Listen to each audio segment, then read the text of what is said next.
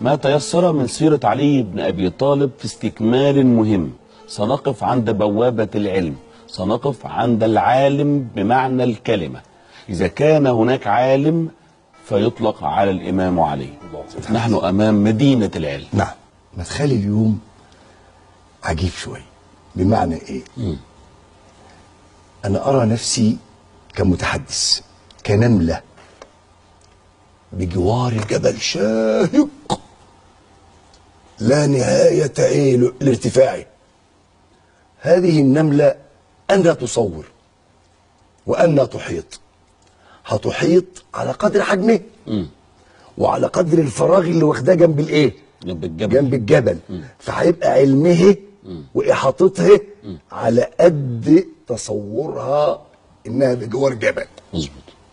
يكون ان ستنا السيده عائشه سالت اباها يابا، قال لها نعم يا عائشه. قالت له لماذا تطيل النظر في وجه علي؟ انت عارفها ستنا عائشه؟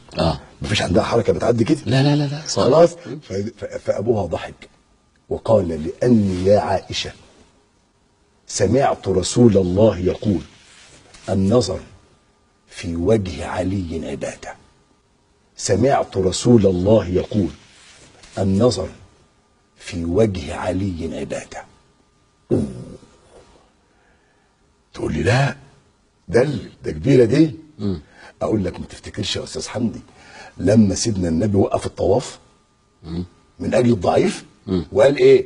حرمه هذا اعظم من حرمه هذا، حرمه الضعيف دي. طيب احنا مش بنروح نقعد بعد ما بنفرغ من اعمال الحج ننظر في الكعبه وتكون هذه عباده؟ طيب يبقى ليه تستكتر على اللي ولد بين حنايا الكعبه وبين ستائرها وحمل كل هذا الشرف ان يكون النظر في وجهه عباده؟ جميل.